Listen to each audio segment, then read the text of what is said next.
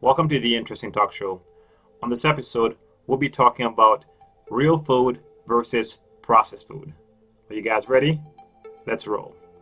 Number one, the first question we have to ask and answer is, what is real food?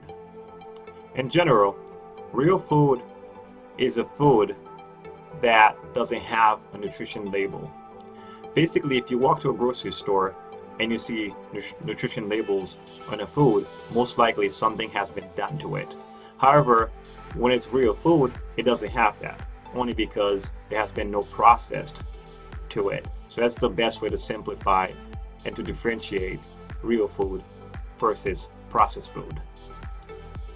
Number two, now, what is processed food? That's when things get a little complicated. Now, there are 7 criteria that includes processed food. Number one, the food has to be mass-produced. Number two, the food has to be consistent, batch to batch. Number three, the food has to be consistent country to country. Number four, the food has to have specialized ingredients from specialized companies. Number five, virtually all micronutrients has to be pre-frozen, which means fibers usually removed from the product. Number six, the food has to stay emulsified, meaning the fat and water cannot be separated. Number seven, it has to have a long shelf life or freezer life. Basically what it comes down to, if you want real food, look for something without a label. Moving on to number three, let's look at the things that processed food contains too much of. Number one is trans fat. There's too much trans fat in processed food, which causes a lot of health issues. The next thing is in there that's a lot is additives. There's too many things, so many that you can't even read or understand. It's just scientific terms unless you're a chemist, you simply don't get. And to me, that's very complicated. Food should not be something you need to look up to understand. Food should be simple. It's you grow it, you pick it, you bring it to a grocery store or the farm stand, you take it home, you cook it or eat it raw. That's how food should be.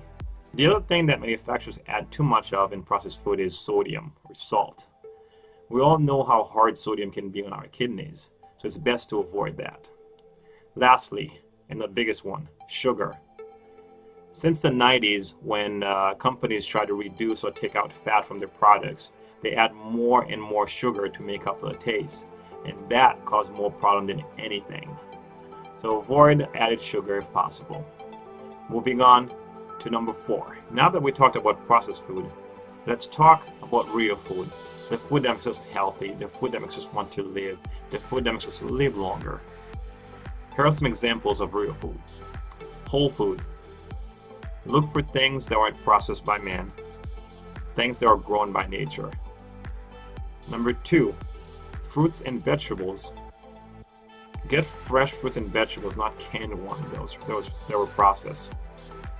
Number three, dairy products, such as milk, eggs, and cheese. Number four, look for 100% whole wheat or whole grain. Now, this is tricky. Because something says wheat doesn't mean that it's unprocessed. The better version of wheat is 100%. If it doesn't have 100%, that means it's just a gimmick. They just put whole wheat or wheat on there just so they can make you think that you're buying something healthy. In reality, you're not. Probably buying something worse. So look for 100% whole wheat and whole grain. Seafood. If you're getting seafood, try your best to get wild caught, not seafood that was raised by a farm or by a farmer, because you really don't know how the fish or these animals were raised and what kind of food they were fed. A lot of times they feed them antibiotics, they were raised poorly. So try to stay natural and get it wild. Next example, beverages. Milk, water, natural juice. What I mean by natural juice is not 5-10% juice, 100% natural juice. The final example of real food is you want to get snacks. Snacks, there are dry fruits, dry nuts, and popcorn. Those are some of the real examples of food you can get without having to risk getting something that's already processed or processed at all. Let's move on to the final part of this episode. Real food versus processed food. Now that we talked about what processed food is and what real food is, we have examples of both of them. Let's try to find the easiest way to spot real food at the grocery store. The trick is most grocery stores has all their processed food in the middle area in the aisles, and your real food will be in the perimeter of the store. So if you walk in, whether you go right or left, whichever direction you go, if you can do most of your grocery shopping in the perimeter of the store, you have a healthier diet, a healthier lifestyle than getting everything or most things in the aisles. In the aisles, we know what's in them because 90% of these things has a label, and a label a lot of the time equals to processed food. If you like this episode, you think it was interesting, share it with your friends and your family, subscribe to the channel, and give it a like while you're at it. Leave a comment and watch the next episode. Thanks for watching.